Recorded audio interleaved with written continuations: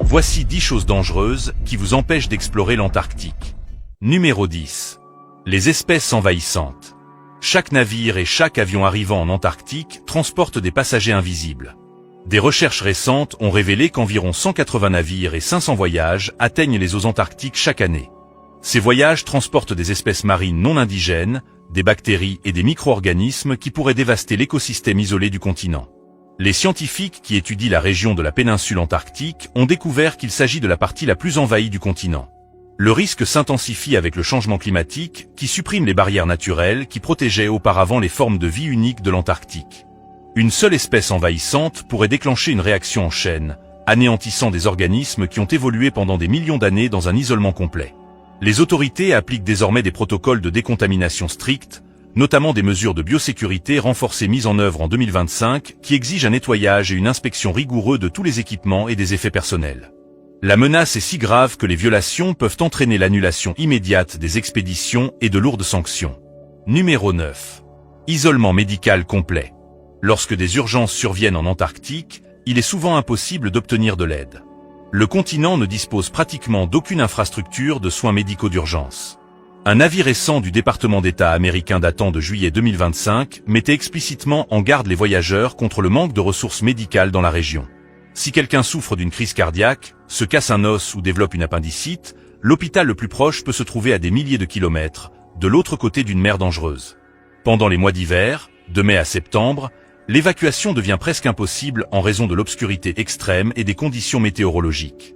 Les hélicoptères de sauvetage ne peuvent pas voler en cas de tempête violente et les navires ne peuvent pas naviguer à travers la glace épaisse.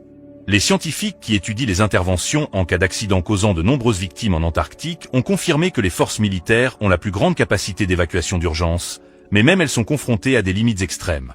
L'isolement signifie que des blessures mineures peuvent devenir mortelles en quelques heures, ce qui fait de l'Antarctique l'un des endroits les plus dangereux au monde pour les urgences médicales. Numéro 8. Le trou dans la couche d'ozone brûle tout ce qui se trouve en dessous. Le ciel au-dessus de l'Antarctique comporte un trou qui menace toute vie en dessous. Ce n'est pas une métaphore. La couche d'ozone, qui protège la Terre des rayons ultraviolets nocifs, développe chaque printemps un trou gigantesque au-dessus du continent. Ce trou s'ouvre en août, atteint son maximum en septembre et s'étend jusqu'en décembre. Des mesures récentes montrent que les niveaux d'UV atteignent un indice de 14 en décembre, soit plus du double des niveaux des années 1970. Un indice UV de 14 est considéré comme extrême, équivalent au pic de rayonnement estival dans des villes comme Sydney. Les manchots, les phoques et leurs petits sont exposés à ce rayonnement pendant leur saison de reproduction, au début de l'été, lorsqu'ils sont les plus vulnérables. La faune antarctique souffre de coups de soleil et de dommages potentiels à l'ADN dû à cette exposition. Le trou dans la couche d'ozone de 2023 s'est ouvert plus tôt et était plus grand que la normale, en partie sous l'influence de la vapeur d'eau provenant de l'éruption volcanique à Tonga l'année précédente. Cela a provoqué des réactions chimiques inattendues dans la stratosphère. Pour les humains qui travaillent en Antarctique, le risque lié au rayonnement nécessite une protection constante. Les scientifiques qui travaillent sur la glace doivent surveiller quotidiennement les niveaux d'UV afin d'éviter les coups de soleil graves et les effets à long terme sur la santé, notamment le cancer de la peau et la cataracte. Avant de continuer, n'oubliez pas de cliquer sur le bouton j'aime, de vous abonner et d'activer les notifications. Numéro 7. Un climat qui tue en quelques minutes. L'Antarctique connaît des conditions climatiques si extrêmes que s'y exposer sans protection peut tuer en quelques minutes. Les températures descendent régulièrement à moins 30 degrés Celsius ou moins, avec un refroidissement éolien atteignant moins 50 degrés ou pire. Dans des conditions de vortex polaire, ces températures mortelles peuvent provoquer des gelures presque instantanément. Dans les régions connaissant des conditions polaires similaires, les hôpitaux ont traité plus de 220 cas d'engelure et d'hypothermie en quelques jours seulement. Certaines victimes ont dû être prises en charge dans des unités de soins intensifs pour brûler, où elles ont reçu des traitements visant à rétablir la circulation sanguine et à éviter l'amputation. Plusieurs patients ont tout de même dû être amputés malgré les soins intensifs prodigués. Le froid crée de multiples dangers au-delà des gelures. Les personnes qui tentent de chauffer des espaces clos de manière inappropriée ont souffert d'intoxication au monoxyde de carbone. Lors d'un incident, une famille de 9 personnes a été hospitalisée après avoir utilisé un barbecue au charbon de bois à l'intérieur. D'autres ont été intoxiqués lorsque les évents de la chaudière ont été bloqués par la glace et la neige. Les archives historiques montrent comment les conditions météorologiques inhabituelles en Antarctique ont contribué à des tragédies célèbres. Lorsque les explorateurs ont atteint le pôle Sud en 1912, ils ont rencontré des températures remarquablement froides pendant leur voyage de retour. L'analyse des données météorologiques a révélé que seule une année sur 15 avait connu des températures aussi froides que celles endurées par l'expédition. Ces conditions météorologiques inhabituelles ont largement contribué à l'épuisement, aux gelures et finalement à la mort de toute l'équipe. Numéro 6. Crevasses cachées et effondrement de la glace. La glace antarctique cache des fissures et des fractures mortelles qui peuvent engloutir instantanément des véhicules entiers et des personnes. Les crevasses se forment lorsque la glace subit une forte tension due à l'écoulement et à l'élargissement des glaciers. Ces fractures profondes se cachent souvent sous de minces ponts de neige qui semblent solides mais s'effondrent sous le poids. Les scientifiques de l'Université Columbia qui cartographient les crevasses expliquent qu'elles marquent des zones de tension extrême dans l'écoulement de la glace, ce qui en fait des éléments critiques mais dangereux. L'eau de fonte qui s'écoule à travers les crevasses les élargit encore davantage, affaiblissant leur stabilité et préparant ces zones à des ruptures catastrophiques. Des études récentes sur la plateforme glaciaire d'Hudson ont révélé d'étranges formations en forme de larmes, des plateaux glacés et des modèles d'érosion détaillés montrant une fonte rapide dans les fissures des glaciers. Le danger est d'autant plus grand que les plateformes glaciaires peuvent s'effondrer soudainement. La fonte dans les crevasses est particulièrement dangereuse parce que lorsque l'eau s'y engouffre, la chaleur et le sel se transfèrent dans la glace, créant de grandes fissures. Des personnes ont disparu dans des crevasses de plusieurs centaines de mètres de profondeur, leurs corps n'ont jamais été retrouvés. La nature imprévisible de l'effondrement de la glace rend chaque pas sur la glace antarctique potentiellement mortel. Numéro 5. Activité volcanique cachée. Sous la calotte glaciaire de l'Antarctique se trouvent plus de 100 volcans, et les scientifiques avertissent qu'ils pourraient entrer en éruption à tout moment. Des recherches récentes menées en janvier 2025 ont révélé que la fonte rapide de la glace déstabilise les chambres magmatiques volcaniques. À l'aide de 4000 simulations informatiques, les scientifiques ont découvert que lorsque la calotte glaciaire fond, la pression diminue dans les chambres magmatiques situées en dessous, ce qui permet au magma comprimé de se dilater et au gaz de s'échapper plus facilement. Cela augmente considérablement le risque d'éruption. Le continent compte plusieurs volcans actifs, dont celui de l'île Déception, dans les îles Shetland du Sud, qui présente des dangers uniques en raison de sa caldeira volcanique et des interactions climatiques extrêmes. Si plusieurs volcans entraient en éruption à quelques décennies d'intervalle, les conséquences pourraient être catastrophiques. Les gaz volcaniques pourraient aggraver le réchauffement climatique et accélérer la fonte des glaces dans un effet boule de neige.